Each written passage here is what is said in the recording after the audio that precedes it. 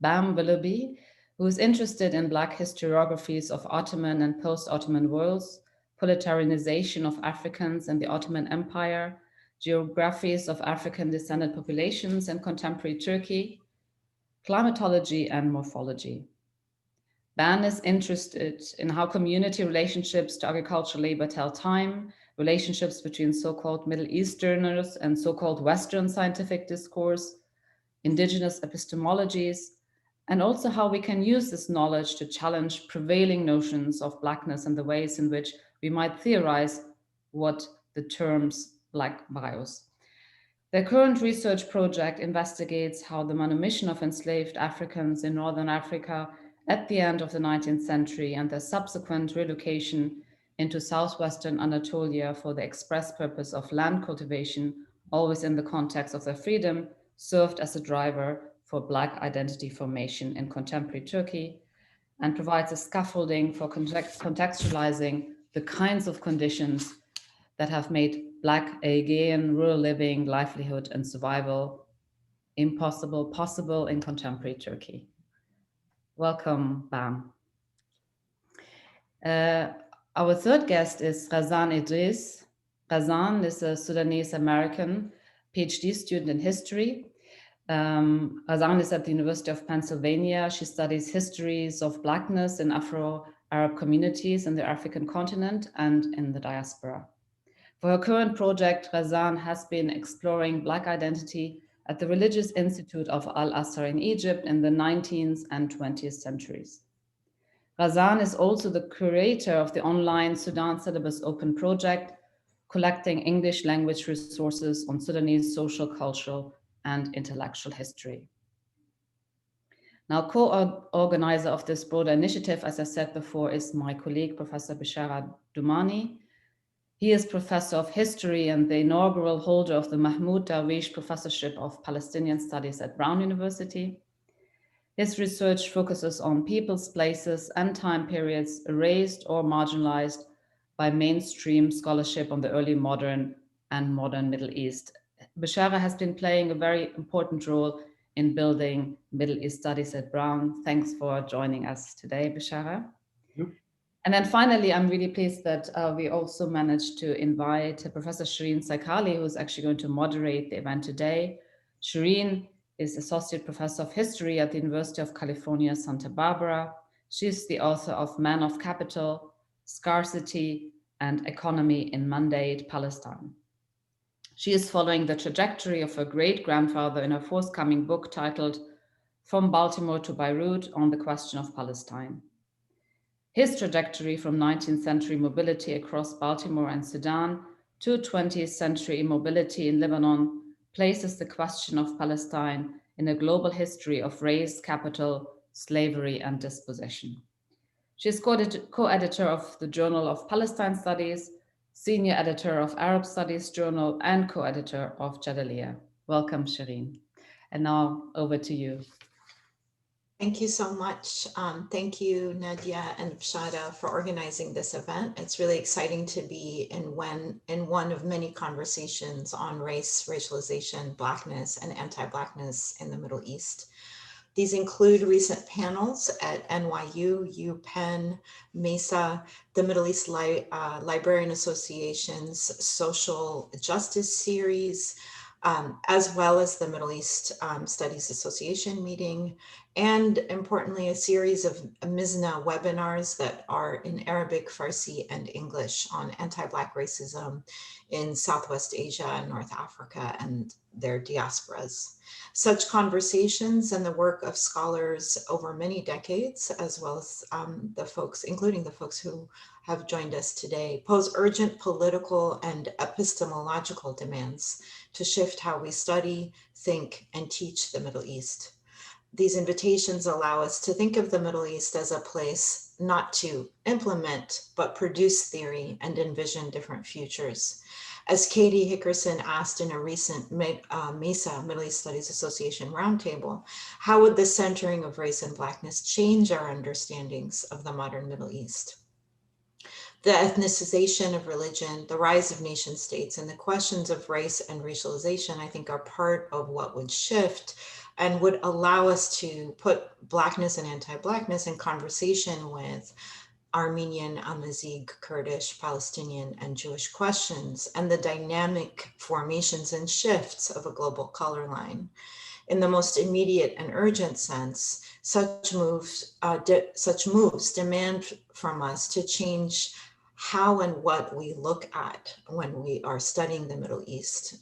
As the Ethiopian organizer Benchi Yimir put it in a recent MESA panel on catastrophe in Lebanon, we cannot understand this current moment without studying and confronting kafala as a form of enslavement. And that's just one sort of demand of many.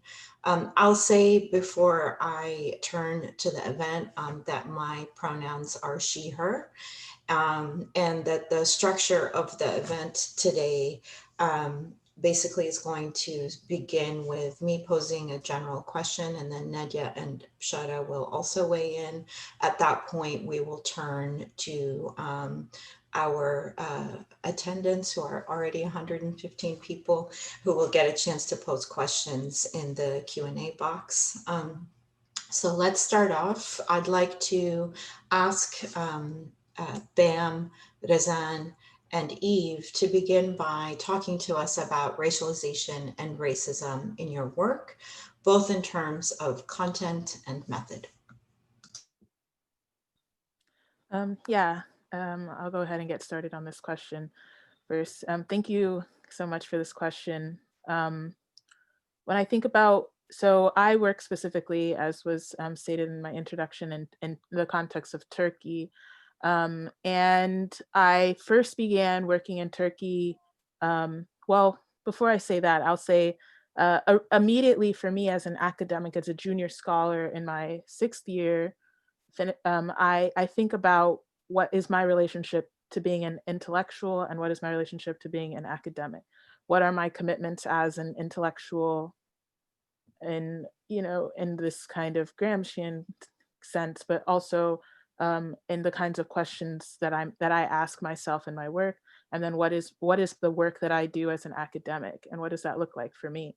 And as a Black person who works in the Middle East, it is really hard for me to make that separation very, very cut and dry, because my life and myself, my body as an intellectual, as a person, as a human who's living in my world, is interacting with my world and generating questions and conclusions that are impossible to separate from the work that I do, and especially as they are part of my own journey in my research and as a graduate student.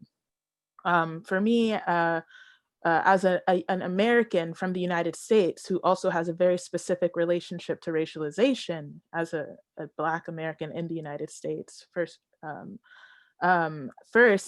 it's really important for me to constantly remember the ways that racialization operates for me as someone who traverses space, and as such traverses historical context of what we can call racialization, if we kind of echo where we hear this kind of discourse being created in the Americas, and in the as an American, and in this Middle Eastern context. So for me, racialization shows up as an attempt to think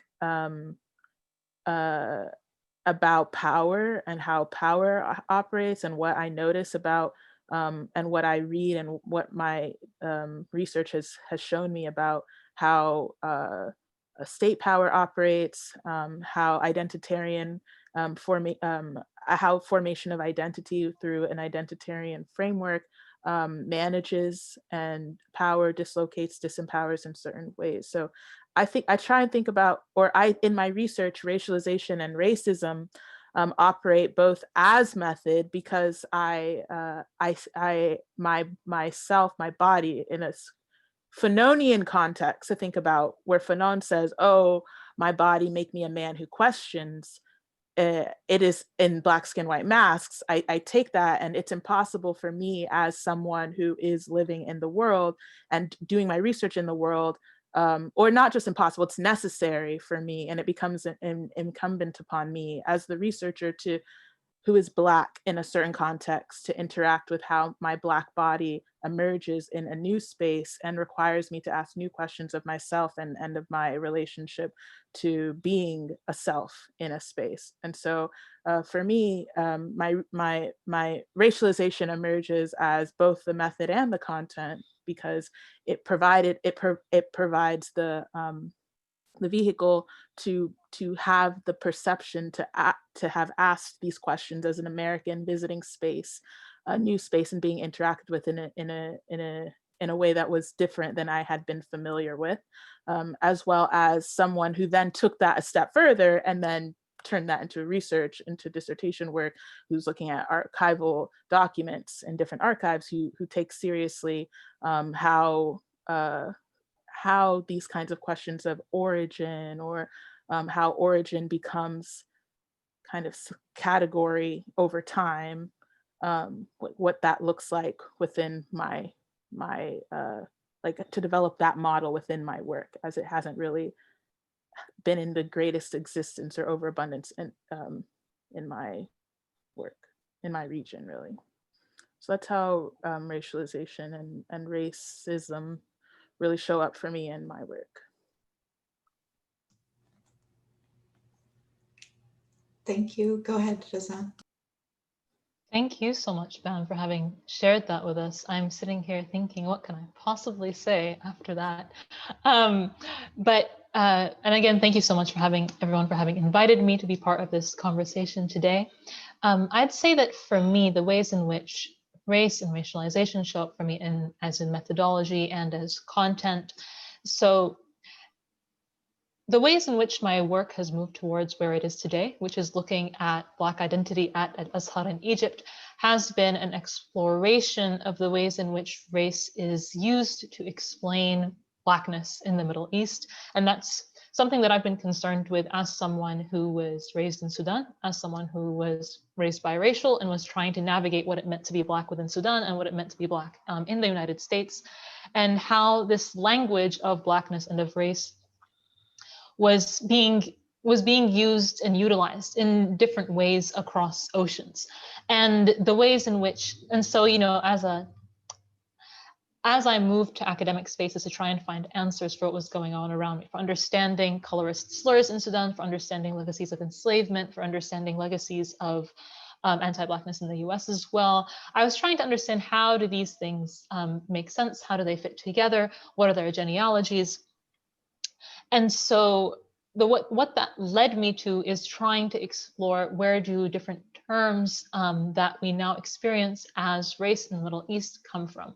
Where exactly are these colorist ideas coming from? How are they coming together with ideas about genealogy or paternal lineage? How are those coming together with ideas about enslavement? How are all of those three things being transformed over time? And how does that help us explain anti-Blackness in the region today? Because often what I find in conversations about Blackness in the Middle East is that there's a lot of, I would say occasionally I run into a lot of obfuscation based on language, based on people saying, well, it's not the same thing as what we assume an Anglo-American definition of race is, and therefore that doesn't apply here. Or, oh, well, this term means one thing in Egypt and it means another in Sudan, so it can't be colorist or racist because it's being deployed in different ways in different places. And so for me, the ways, my interest, or what I want to do with race in my work as a methodology is to look at the transformations of race and the layering of race in the Middle East. And to say that just because things have changed over time does not mean that they are not racist. It is just a layering that has happened over time, and that we are all smart enough and historicized enough to be able to look at how that has changed over time and to negotiate what it means at different times and what it means in different places, as opposed to just an outright, yes, it's there, no, it's not there. As for how that emerges in terms of my actual work as content in my study of Al-Azhar, the way in which it emerges is to say that we can find a lot about Black people at Al-Azhar that previously I think people have not wanted to find or to look at. And by that, I mean, we can both push to find African students at Al-Azhar in the 19th and 20th centuries who have often not been studied or looked at or been taken for granted as not there. But then we can also push to understand how these students at Al-Azhar negotiated the language around Blackness that we see from sources in Egypt at the time, both in the legal books published by their colleagues at Al-Azhar, who had plenty to say about Blackness, and also how they navigated being Black men at a time period where these texts were saying all kinds of stuff about Blackness. And not only that, what these men themselves thought about Blackness in their own communities, whether they were in Sudan, in Somalia, in Chad, etc. These men left lots of sources for us to work with. And so by pushing the ways I think in which racism encourages us to not see, I think that maybe we can talk about race as seeing, and race as a methodology as seeing what we have been previously told to not look for or to only see in particular ways. Thank you so much. Eve? I'm going to share. I'm going to share my screen in a minute. I just want to introduce what I'm going to say by actually.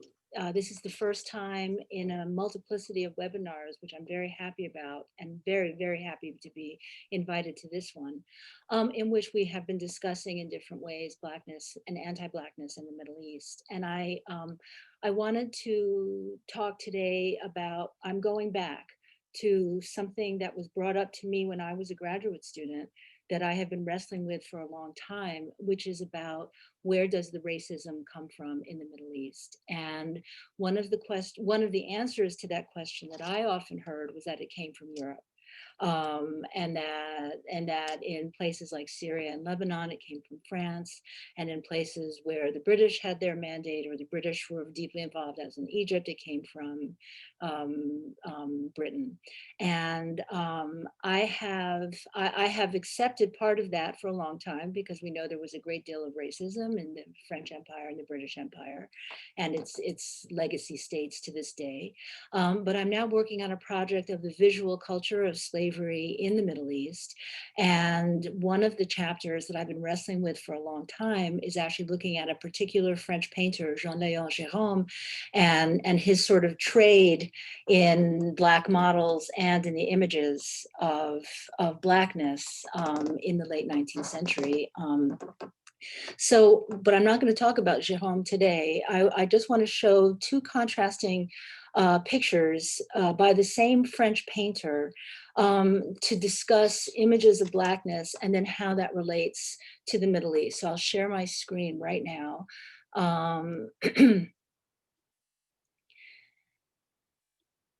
And I have a 2-slide slideshow. Okay, so this is a portrait of a Haitian revolutionary, a former slave named Jean-Baptiste Belly, who actually had come from Senegal, or what is now Senegal, was sold in slavery to the colony of Saint-Domingue in the French colony, and he bought his own freedom in 1764, and during the French Revolution, particularly during the Directoire period, he went to Paris as a representative of the colonies. And this is a portrait of him that was painted before 1897 by Anne-Louis Giraudet. And here is Belly, who was also a fierce ally of Toussaint Louverture in Saint-Domingue during the Haitian Revolution. And the Haitian Revolution, of course, took place basically during the time of the French Revolution. One started in 1789, the other started in 1791. And so this is a picture by Giraudet that certainly gives a certain dignity, a certain racial dignity to Belly, and puts him against the Abbé Raynal, who was a very eloquent and productive abolitionist in this period of the late 18th century in France. So, you know, now there's been a lot written about this painting, especially sort of the over-sexualized way, you know, some could read into Belly's outfit, but his being at home yet distant, being one of us yet distant, is a major theme in how this painting, what it has meant to different generations of salon goers in France. And I want to contrast this painting with this painting by the same painter, Giraudet, who this painting was commissioned by Napoleon after the French invasion of Egypt in 1798. So basically 1 year after Belly, or 2 years after Belly gets this fantastic portrait, the French go into Egypt, and you know, we think we know a lot about what the French did in Egypt, but I wanted to point out one thing here. So here is he's known as the Blonde Hussar, and he's going in to punish the Nubian who is just beheaded. I'm sorry, or is about to kill. Let's see, where's the head? This is the beheading right down here. And here are Nubians fighting with the Mamluks in this picture. And what is this is a picture of whitewash, of whiteface, not so much of blackface. The person who this is really supposed to represent is let me sure I get his name right, is General Thomas Alexandre Dumas, the father of Dumas the father. So Dumas grand-père, Dumas the grandfather, okay, who was a Haitian-born mulatto, as the terms go in those days, and rose up, as many did, in the French army. And as many might not know, I certainly didn't before beginning this chapter, fought with French. Dumas was a leader, a general, with Napoleon invading Egypt, and he was put at the forefront of the forces because it was considered he looked like Nubians and he looked like Egyptians, and he was known for his beauty and his strength, and he did what he was told and he went in. But after soon during the invasion of Egypt, he began to cross Napoleon, and he was sent home in disgrace, and actually died in disgrace. And so his picture was changed, and Giraudet was commissioned to put in a white officer instead of a black officer.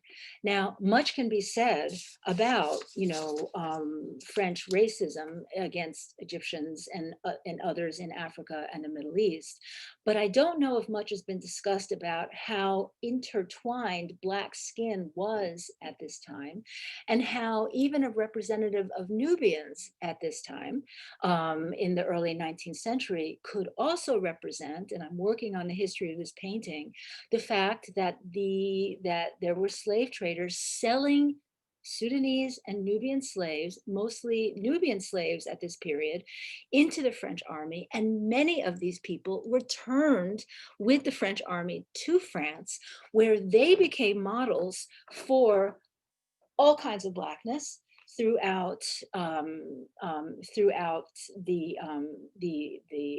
Middle East. And it was Jean-Léon Gérôme, I'm going to stop sharing right now. It was Jean-Léon Gérôme who also really capitalized on the use of these models' bodies and on the trade in images of slavery. So I'll stop there. It's a whole new turn for my work, and I'm taking on Orientalism in a way I never thought I was going to, and open it up for other questions. Thank you. Thank you, Beshara.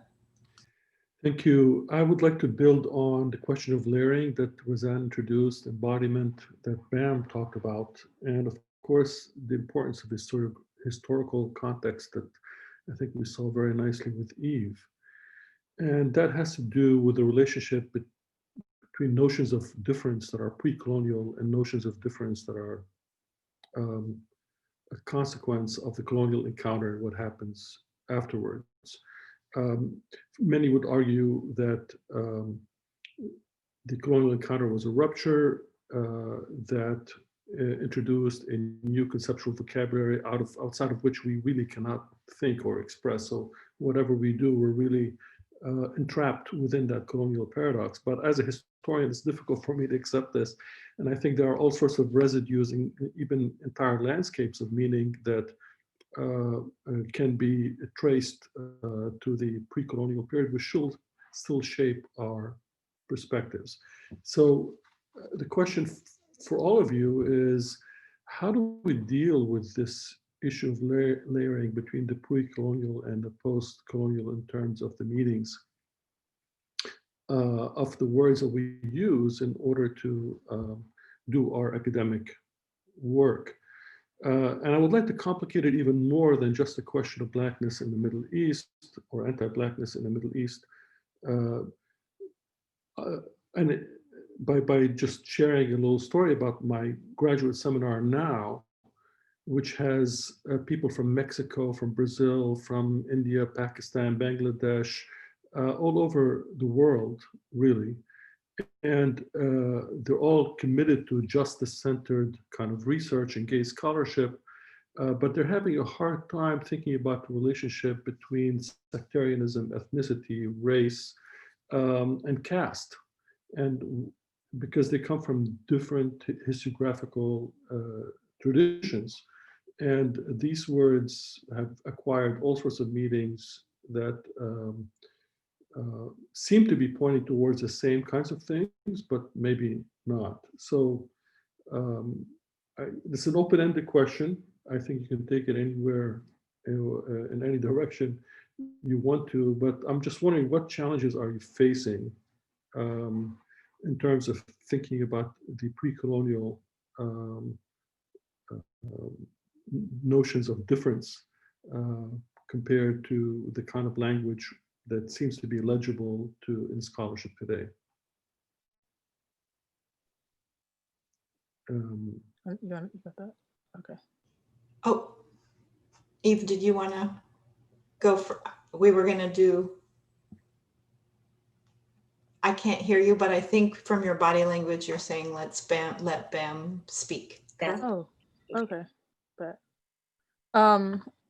okay, so yeah, thank you so much for that question. It's such a great question. I want to lead with what Razan shared earlier of using race as a way or attempting to use race as ways of seeing.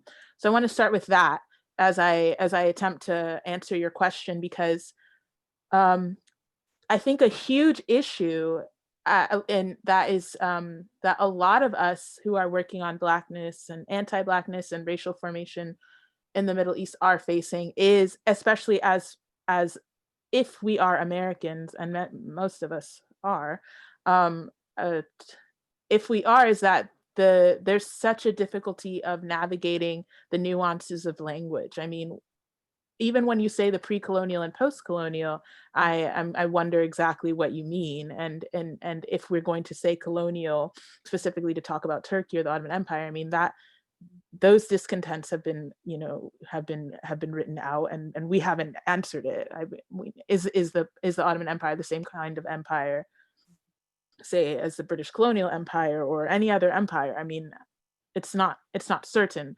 And so to think about the nuance in language and how to use these kinds of terms, I think it's such a brilliant, that's the difficulty of epistemic rupture. It's the difficulty of existing as a person in a very specific ontological position, research position, and attempting to ask these very specific kinds of pointed questions in different geographical, social, spatial, historical senses. So I think it's such a brilliant question. I think that's what's really cool also and interesting about this new generation of scholars who are working in the Middle East, is that because we have such challenging relationships to race and to thinking about the history of race, that the perspective is actually really the rupture. There's so much texture there in ways that are not possible outside of this context, but that are differently possible in other contexts. Yes. So for example, I must confront sectarianism, I must confront nation state formation, I must confront revolution, I must confront identitarianism in really specific ways as I understand them, as they relate to the Ottoman Empire and post-Ottoman Empire territories. I must,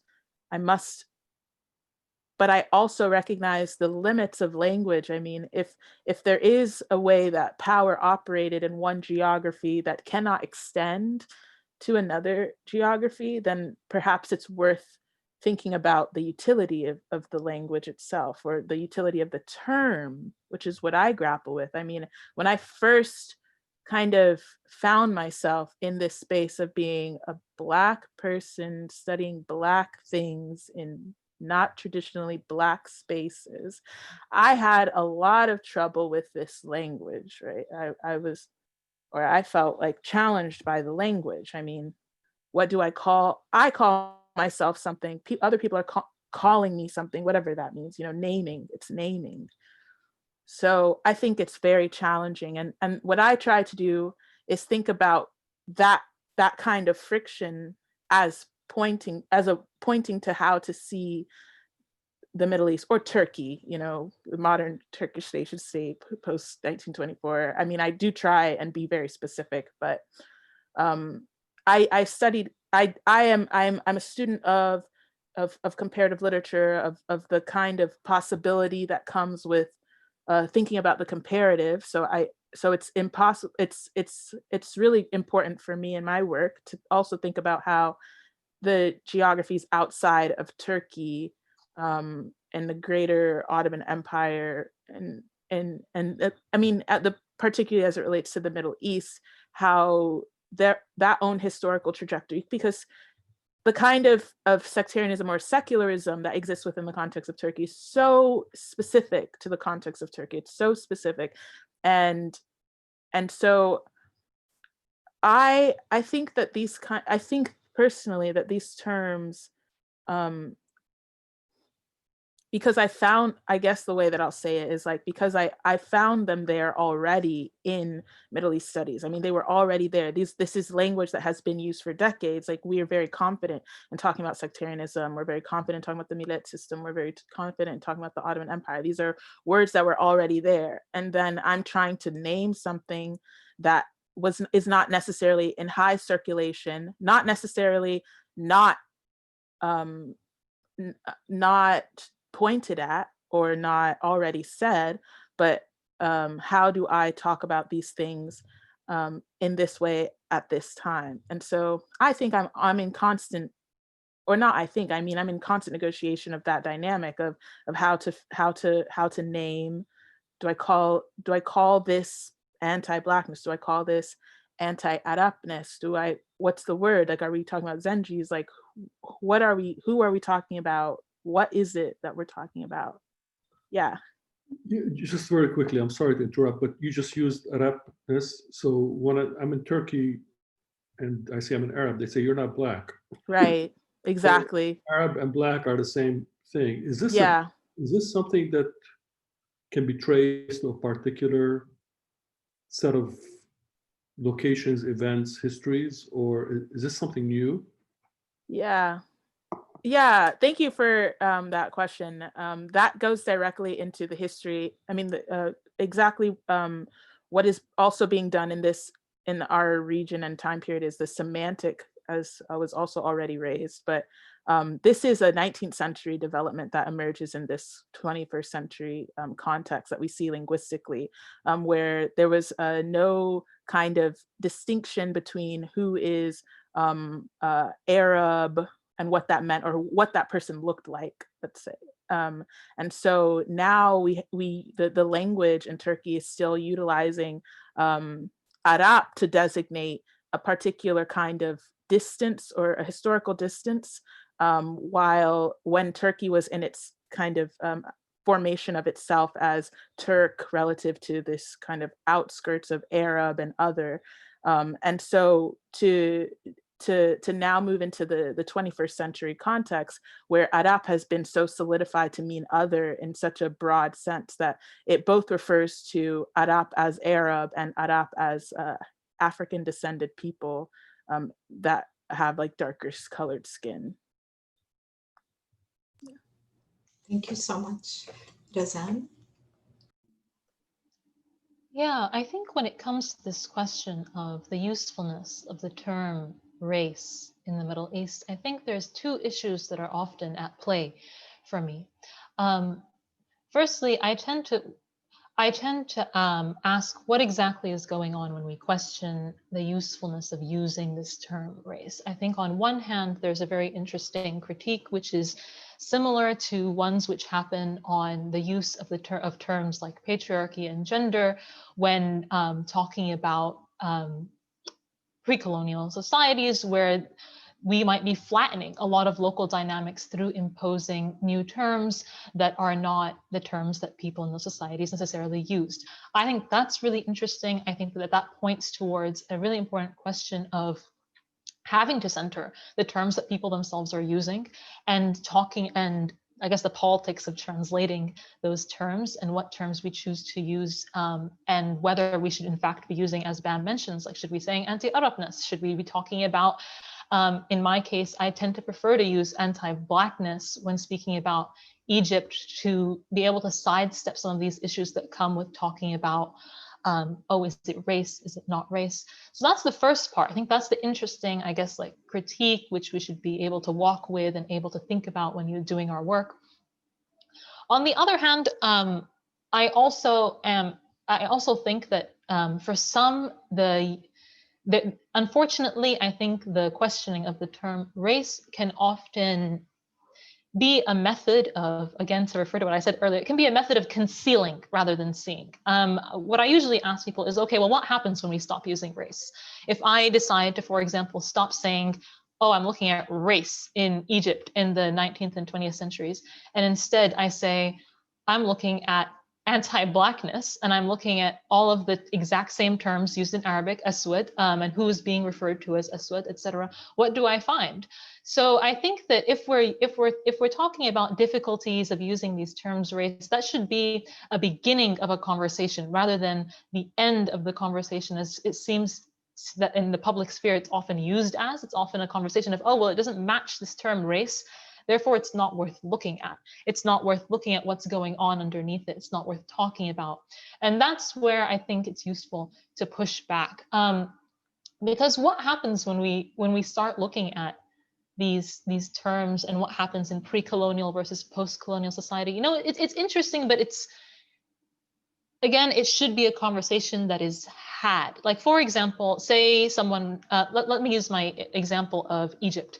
And because right now in my thesis, I'm trying explicitly to look at pre-colonial period, what's known as like the semi-colonial period, and the post-colonial period, and looking at exactly what's going on in each one of those in terms of descriptions and words that are used to interrogate Black people. So you will be able to find some terms that are introduced within the 20th century that were previously not used, but become grafted onto terms that were used. So you'll go into 19th century Egyptian texts and you will very clearly find descriptions of who is white and who is Black, and those are grafted onto certain ethnicities. For example, in Egypt, you'll find Nubians often described as Black, as Suud, versus Mamluks being described as Bid or white. Then you'll move into the early 20th century, and we can have a really interesting conversation about how Egyptians start to use terms like tahsin al-nasl, or improving the race, which is not something that they would have, that I would find in the earlier texts, but becomes very easily grafted onto Egyptian ideas of Blackness as ugliness that needs to be gotten rid of through these new eugenic methods.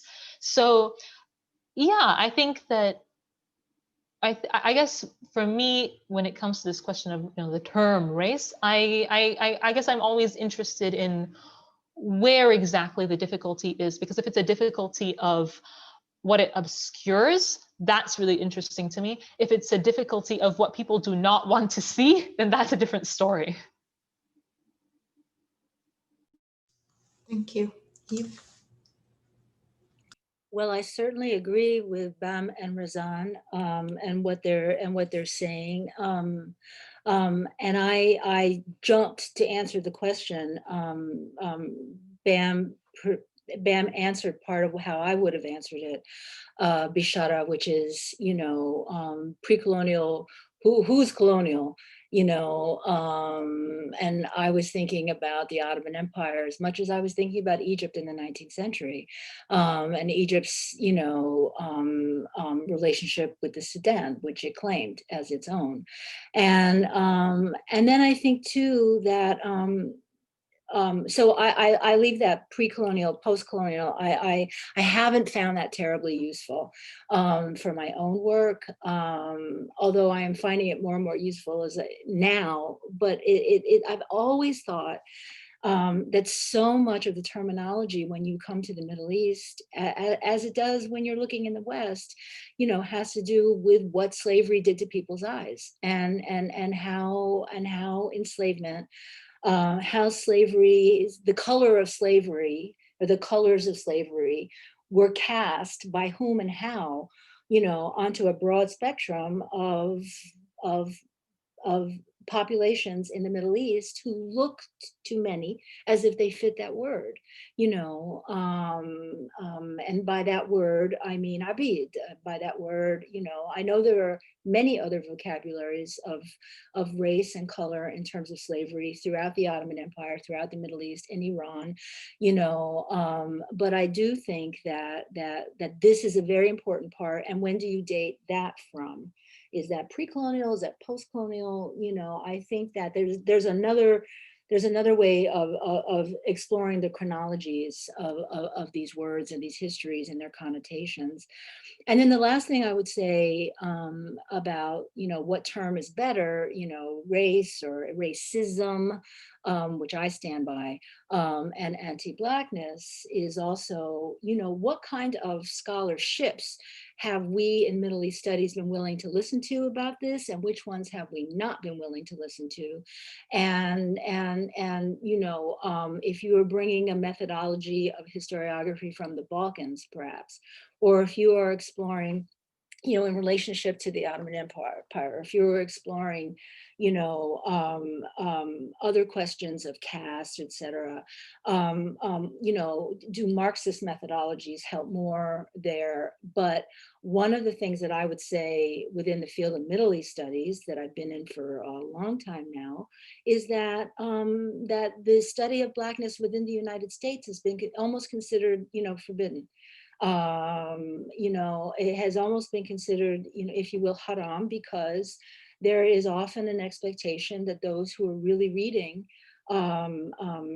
people like W.B. Du Bois, or looking at Frederick Douglass, or et cetera, or the many, many, many African Americans who went to the Middle East, who thought about issues in the Middle East, that if we look at that kind of work, or more contemporary work, we are imposing a US-centered idea of race onto a wide spectrum of things. But I'm not sure we've asked those same questions by looking at, we're all quoting Foucault all the time about power, and we're all quoting, all kinds of different kinds of fields, Gramsci, Marx, etc. And so I think one of the questions I would raise to your question, Beshara, is, what methodologies are we allowing to help us answer this question, and which methodologies have we not explored deeply enough?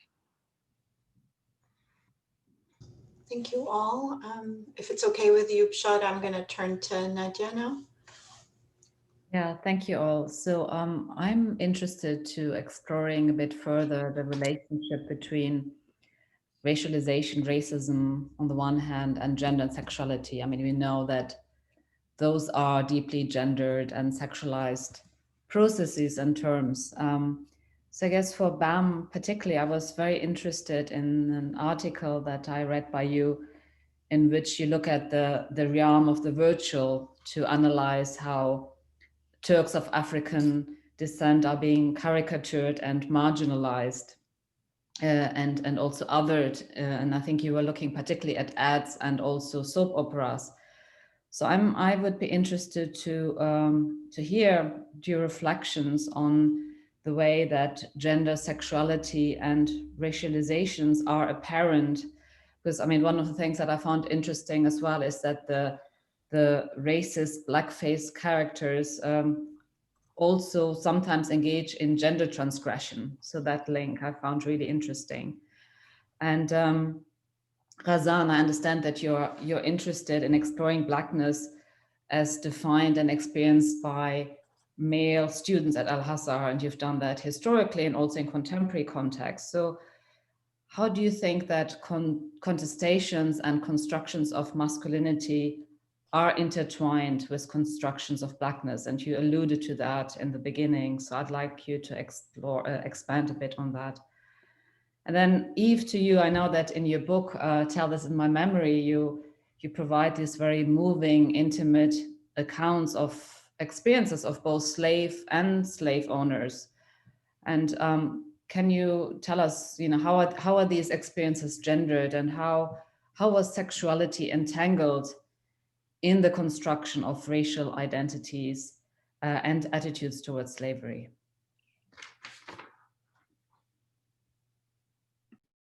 Thank you. Bam, I'll give you first dibs. Sorry? Would you like to? Oh yeah, sorry. Yes. No worries. I'm sorry. Yes. Thank you so much.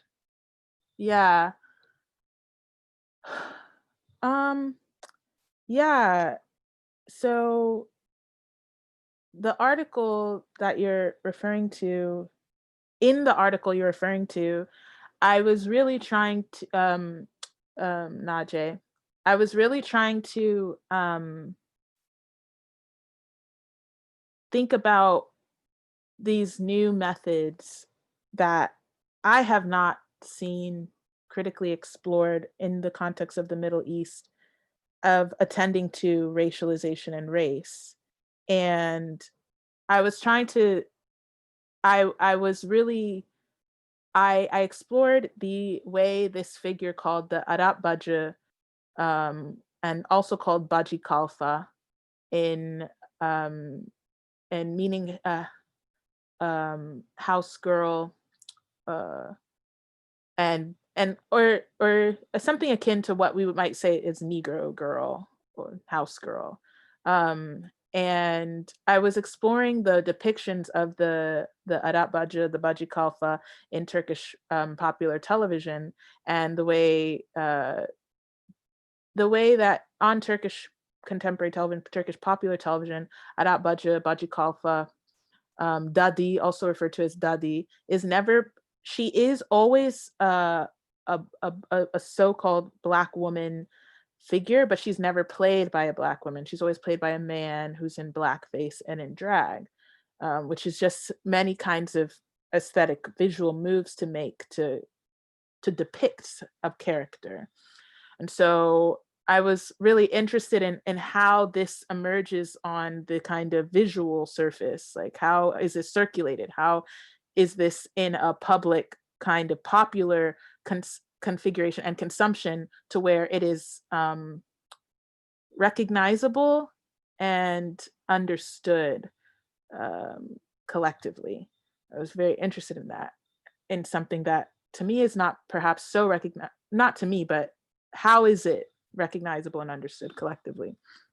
And I found that the question of sexuality, sex, and race and gender all emerged in this kind of way because of how division of labor, what I understand in the history and what is demonstrated in the history, from the history, how division of labor is so tied to these processes of racialization in the context of the Middle East, how manumitting Africans, or even not even just in terms of enslavement, if we were to go further back in earlier centuries, 17th century, 18th century, but also being teachers in madrasas, or in how entering into the context of what is modern day Turkey through the framework of labor or work, or alienation of labor, let's say, through the context of slavery, provides a method for thinking about how certain bodies also,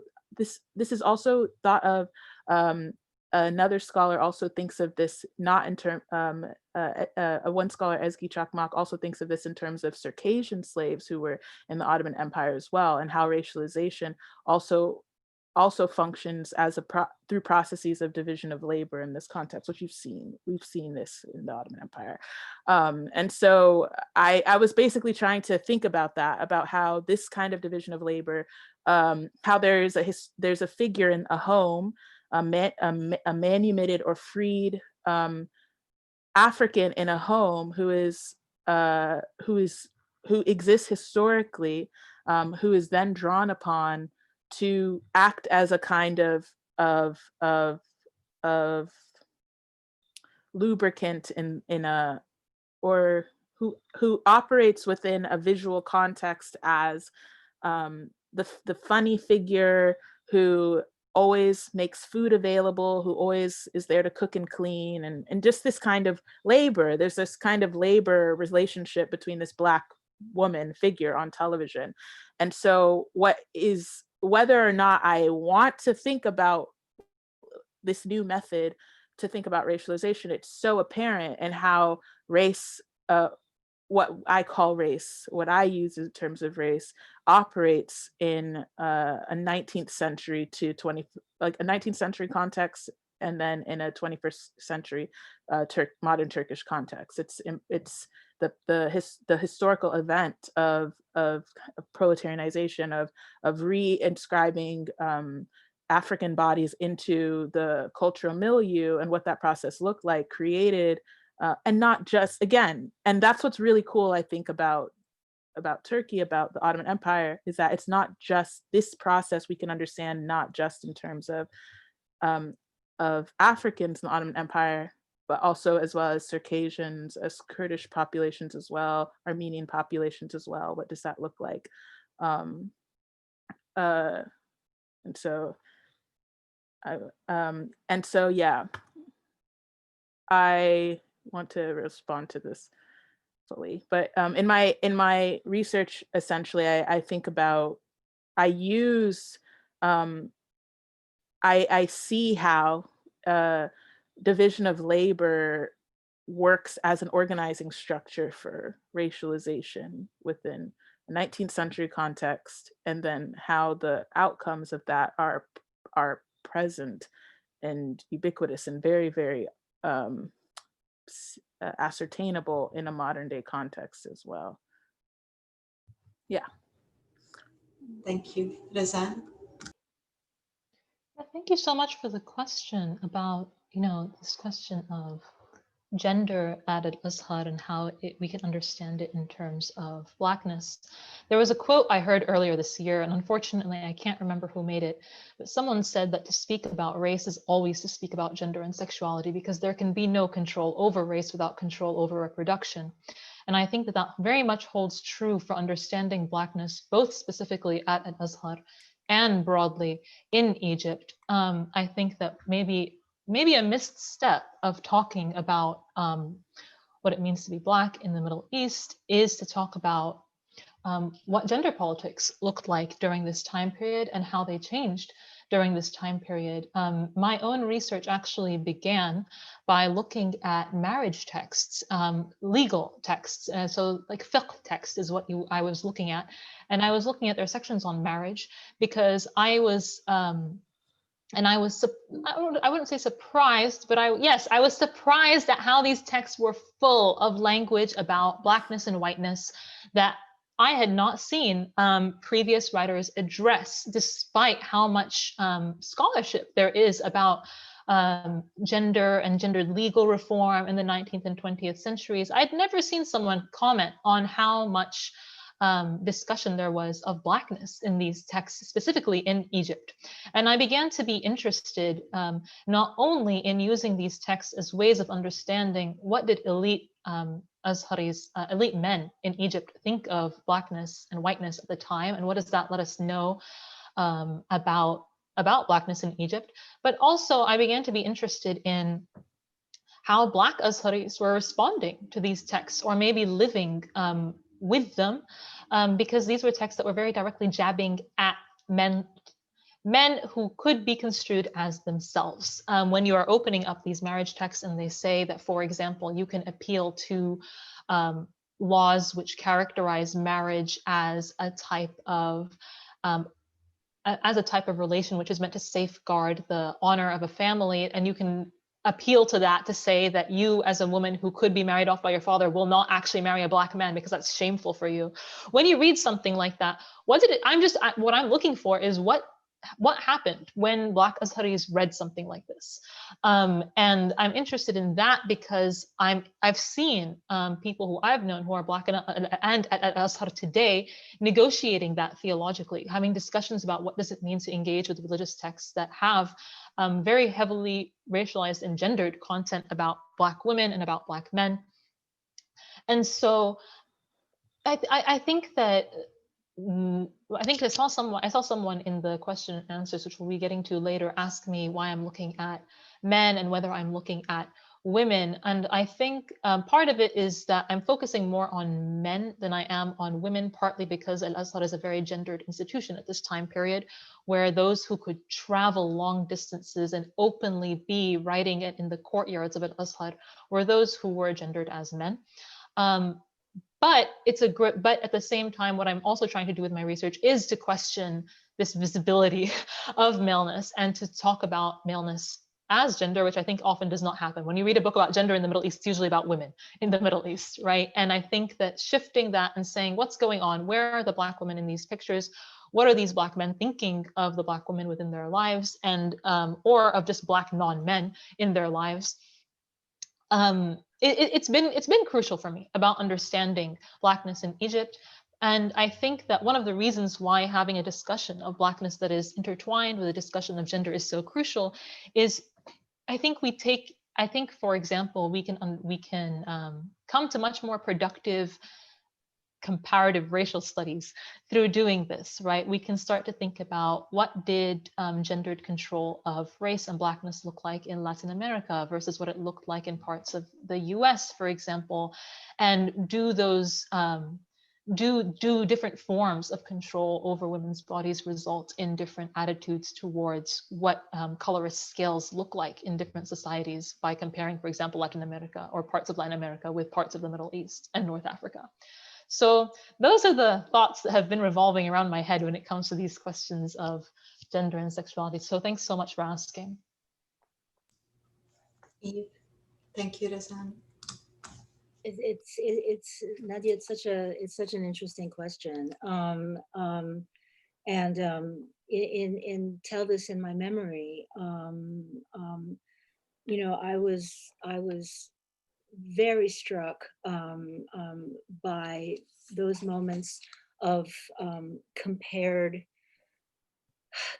suffering, sometimes between those who were owners or the daughters of slave owners versus actual slaves themselves, and you know, the relationship of Hoda Sharawi's mother to the Saida who governed, you know, Hoda and her brother's childhoods, and how her mom always understood where he came from, and sort of had to kind of translate his authority to the children who thought he was too strict with them. because she felt she understood what it meant to be uprooted from your childhood. And one of the, I don't know if we could call it a conclusion, but one of the things that remains left unanswered is whether or not Hoda Sharawi's mother was herself enslaved. She was certainly a concubine and probably bought. And so I always found sort of her tenderness towards Saida to be, and his to her. You know, these are memoirs, of course, but the fact that Hoda Sharawi remembered that frequently in the memoirs, to me, is very interesting. And then also, I would say in the work that I'm doing now, and this is a continuation in many ways of Saida, is where do eunuchs fit into the gender spectrum?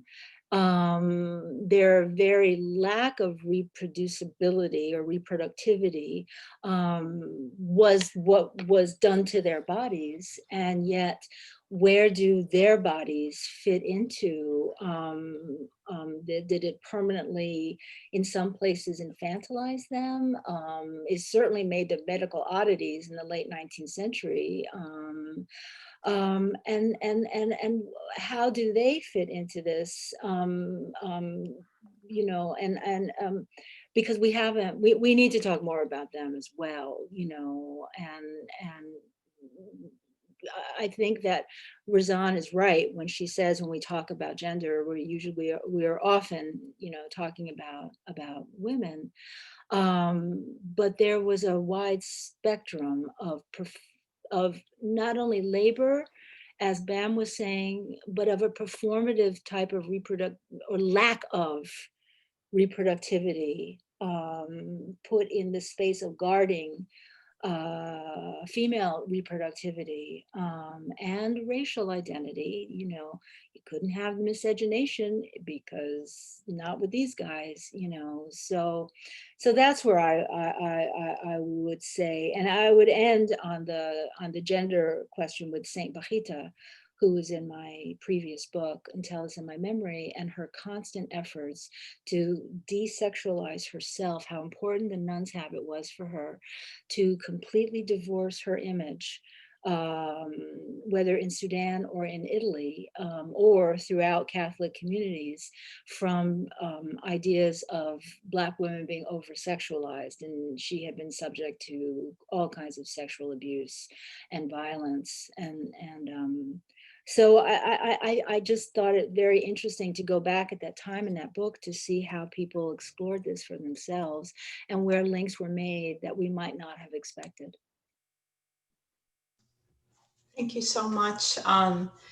If I could just make one comment before we turn to the discussion, which is that I think another kind of body of work that's really in conversation with these questions is also queer studies and sexuality studies, which I do want to say there has been really good work on critical masculinities in Middle East studies that have kind of changed how we think about the body, and you know, and I think it's still in process, and definitely we need more, but I do think there is a kind of already a body of stuff to build on, and specifically also around, I think, you know, questions of sexuality as well, and intimacy and domestic labor and enslavement and those kinds of really rich work that's been happening. So we have questions in the discussion in the Q&A. It's about 11:37. Do the panelists feel okay with me reading out some of those, and then you all can pick what you'd like to respond to? Does that feel okay for everybody? Okay, so the first question that we had has to do with the Saudi Arabian government's recent abolishment of the kafala sponsorship system. And this person is asking, could we look at this as a first step to abolishing kafala in the region more broadly, or should we be looking at this more carefully as a reform of this oppressive system that is not a dismantlement?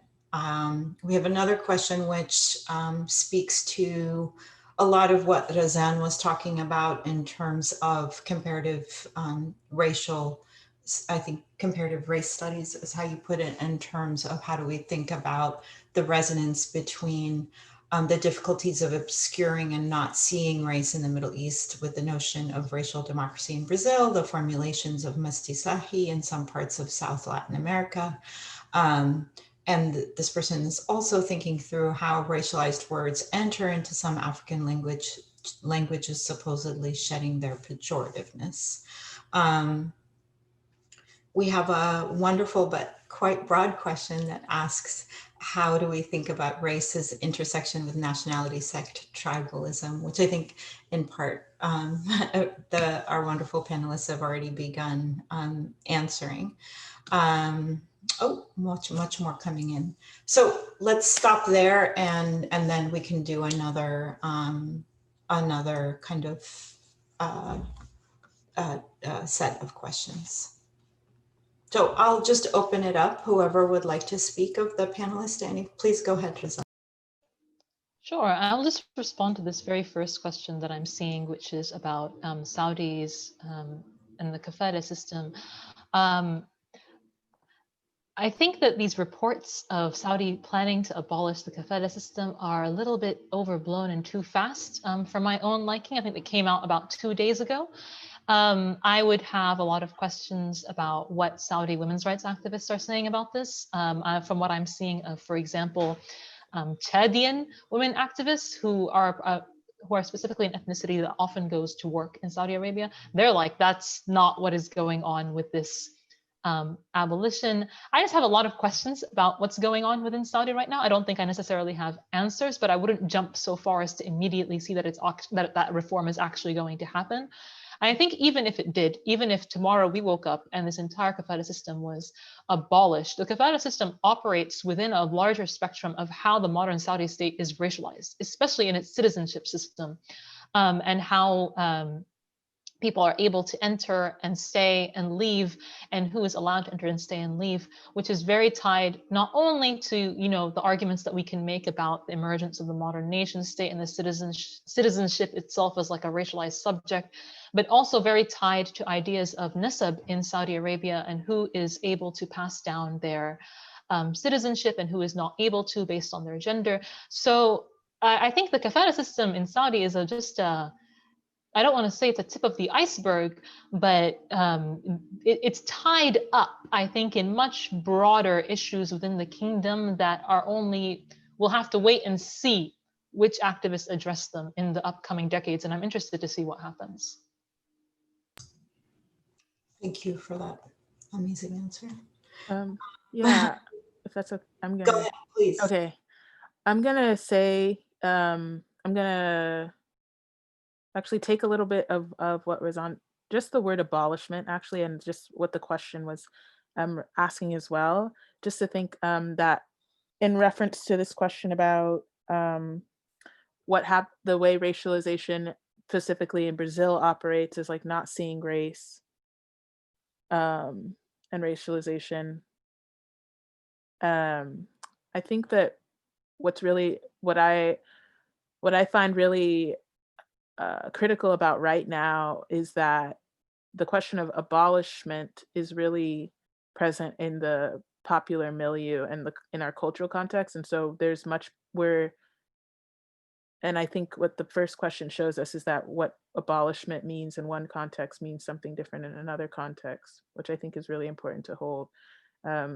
However, I think that there's an intellectual and epistemic turn that I'm noticing in a younger generation, like undergraduates who are interested in thinking about identity divorced from nation state context or outside of this specificity of nation state context. So how, for example, within Latinx studies, I have seen a turn towards thinking about racialization outside of and specifically thinking about the emergence of the state of Guatemala, for example, or Brazil, or specifically Argentina, and thinking more about how do these forms of identity emerge relative to a state, maybe perhaps not so much about this particular state, but how are they operating in relationship to a state. And I think that that's actually a really interesting turn that's being made currently in thinking about identity, which is also what queer theory is also doing as well, trying to think about identity as not so much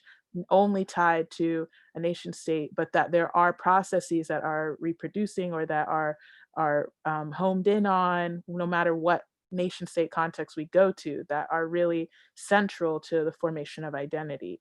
And so I think that's really what the second question I'm attempting to answer to as well here right now is saying, like, I mean, or getting at essentially, which is what we're also saying, which is that these notions of race and racialization, or not seeing, I mean, this imperative to not see, or how to see, I mean, these are all questions that emerge in so many divergent nation state contexts that it almost makes a rule about how to converge about thinking about race and racialization globally as well, which is what I think, which is the most fruitful possibility, I will say. So powerful. Thank you, Eve. Just two things. It's so interesting to put race and nationalism in dialogue across the globe. And I'm teaching a seminar right now. Razan is in it. And it's a really extraordinary group of people in this. And we're putting into dialogue questions of race in the Middle East, and questions of race in the Caribbean, in France, in Africa, mostly Senegal. And well, it's just putting these together and see what we get, and how things, and I think that can be a really effective way of interrogating many of these meanings. And I had nothing on Brazil on the syllabus, to my great shame, but it's been coming up again and again and again because of the students' interest in it. And so I just want to say it's hard, and I'm trying to exploring it. And I had another point and it went completely out of my head. Oh, I know. It came back. It came back. One of the ways I'm trying to study this is through blackface and blackface performance across the world. And this is a new course I'll be teaching in the spring. It's an undergraduate seminar, and it was inspired by the spring of 2020, when there were so many different things coming out. And Sherene, you and I were on several things about this, about blackface, the actual performance of blackface.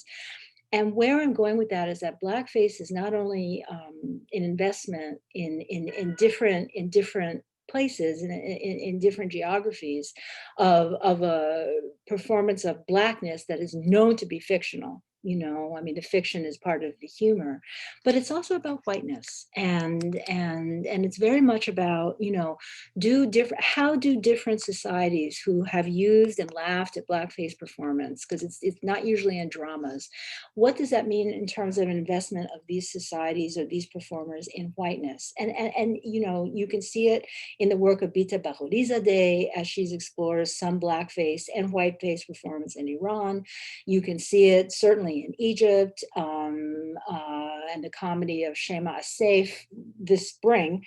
You know, you can see it it's very interesting looking at films, generations of different films about Antar wa Abla, and sort of how the filmmakers make different interpretations of whiteness.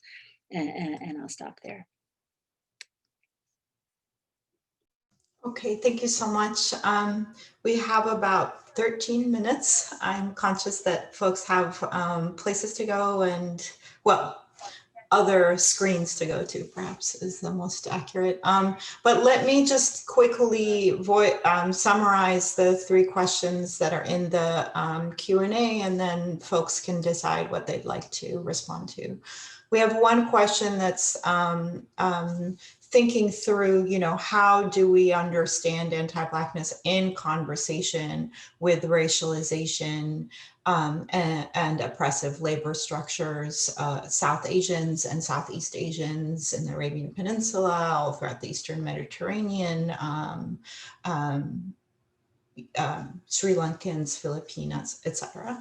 And then there's 2 questions that are more about academic life and structure. And one is asking about how racialization has structured access to the Middle East studies as a labor market, reflecting on the ways in which, particularly in Europe, most scholars of the Middle East are white Europeans, and suggesting that perhaps this is different in the United States.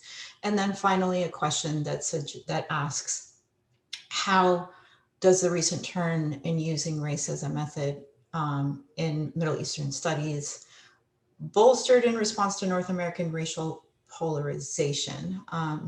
And then this person asks, how will perhaps the North American academics' projection of this method conceal more culturally rooted and organic terms of engagement, such as ethnicity in Iran? So I will hand it over to our panelists for your last words, at least on this Zoom session.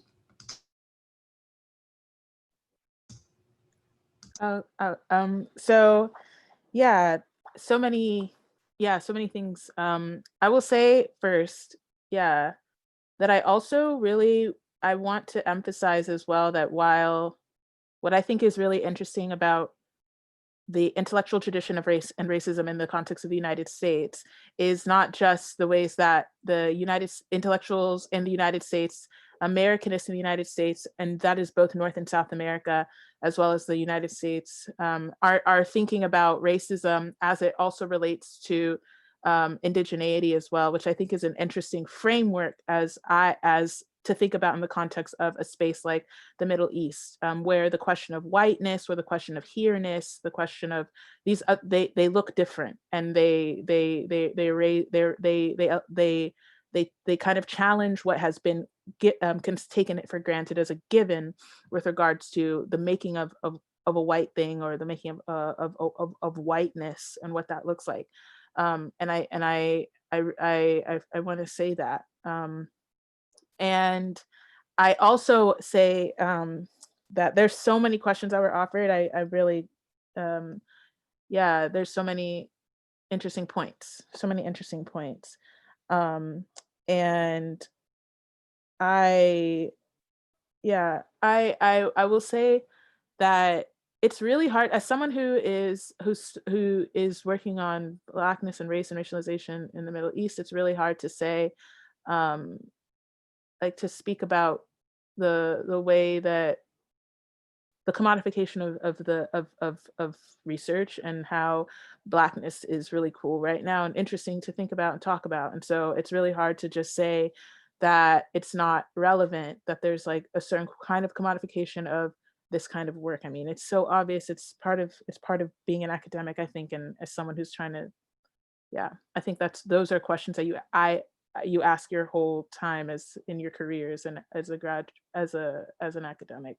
What do I do about how there's a lot of demand for this kind of research, and there's perhaps a certain form of tokenization that also occurs. I mean, that's just what happens. And I will say that I think it's just I find it myself really, really resistant to. I know this is like wild, but it might be wild. But I find it really, really frustrating to constantly think about racism, and maybe that's just full disclosure. I find it very annoying that the question is like race or racism, but it's so important to think about what can't be seen. I mean, that's just what happens, and why it's so frustrating, because these things that can't be seen can't be named, and then if we can't name them, there's no attention to them. So I find race as a method to have been really useful, just in terms of being able to make visible what has been invisible.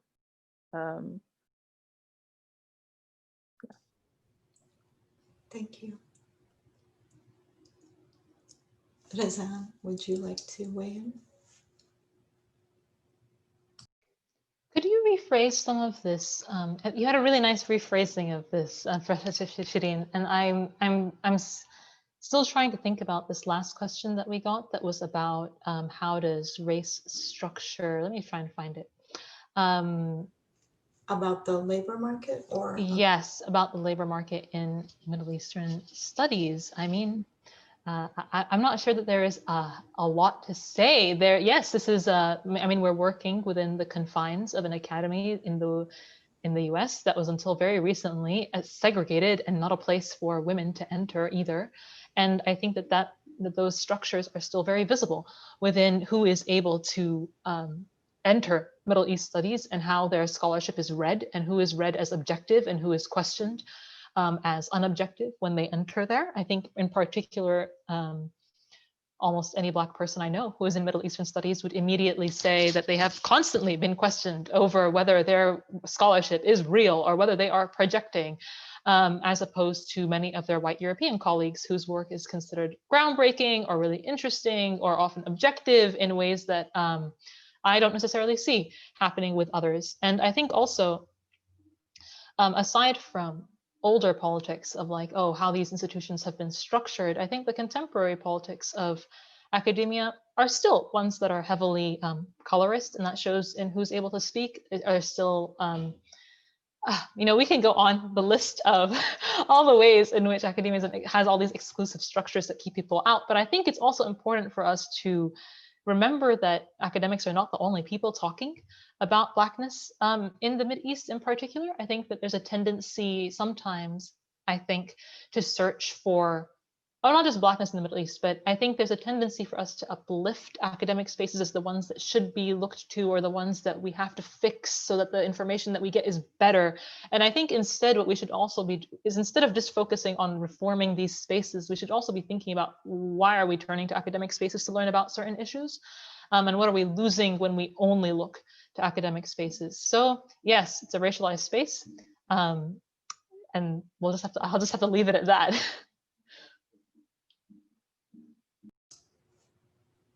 Eve, would you like to weigh in? I really appreciate your diplomacy, Sherene, your diplomacy, Razan, and your diplomacy, Bam, in answering that question and in phrasing that question. And I would like to say, you know, plus ça change, plus ça reste le même. You know, things are changing, but you know, the same questions that are being asked of some of the graduate students with whom I work about their viability in the market are the very same questions that were asked about my work and my position on the job market, you know, when I first went on the market in 1995. And it was assumed among many in my cohort that the only reason I got any job was because I was talking about Black things and then I was Black.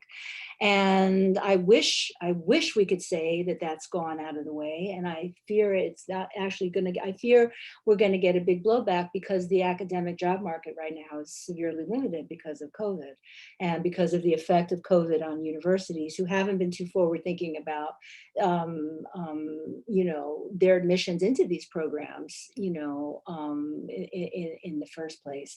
You know, when I was an associate dean of grad education, I worked with a lot of departments who were like, well, you know, if you haven't studied Greek and Latin in high school, there's no way you can come into graduate school, without thinking of the creativity that people have and trying to find ways towards a goal, you know, or making some kind of structural changes. And finally, I just want to very much echo what Razan is saying about the power of, I think, artists and writers and musicians to lead us in this discussion. And because then you find it's not so hidden. You know, I mean, a lot of the tropes that we have been talking about are very, very prevalent in art in the Middle East, period. And so it really is, you know, turn your eyes over, you know, lift your head a little bit more to the side, you know, to recenter how we identify, you know, these discussions of Blackness in the Middle East. Thank you so much. If you guys will give me 2 minutes, I just want to say quickly that I think it's really important not to be presentist about how people have been studying race. This did not start this year. People have been doing it for a long time, even in the Middle East, right? So I think that the idea that, oh, we're just projecting a North American kind of category and, oh, in a few years it's going to be looked on in this way is needs to really look more closely at the work. At the same time that I think Bam's point about commodification and tokenism is a really crucial one. Let me just give you a sense of some of the questions that have been in the discussion, because I want to make sure to see those and recognize those.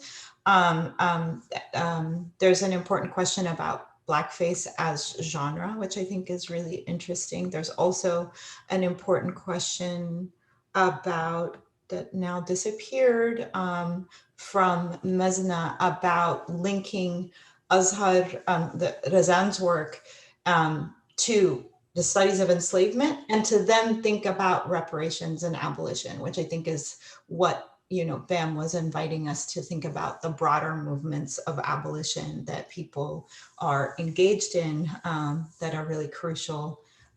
And might be contrasted to this language of abolishment, right? The project, the social project of abolition. There's a question also on Zionism, race in Palestine, and you know, there's no one here that would be interested in that. But perhaps we do another webinar on those questions. And then, of course, much gratitude to all your brilliance, both from the audience and for me personally, this was a really inspiring session. Thank you so much. And I'll hand it to Nadje. Well, thank you so much, Sherene, also for, you know, wrapping up with these important words. I just also want to say that clearly we've just scratched on the surface. I mean, only where the history and the historiography is concerned, and there's so much more to talk about. I guess one of the things that gives me hope is that we look at the political struggles in the Middle East right now. I think in as much as gender and sexuality have become much more central to these struggles, I also feel that struggles against racism and the recognition that we really need to expand our idea what Arab means, or Iranian, or Turkish, and of course also recognizing, you know, that there are religious ethnic minorities that do not fit these categories, have been much more sort of central to the wider struggles against authoritarianism. So I feel that's kind of a source of hope. But I really would like to thank you all. I would like to thank Eve, Bam, Razan, of course, Sherene and Beshara for super interesting discussion. It has opened up lots of spaces to explore further. I'd also like to thank Barbara Oberkötter.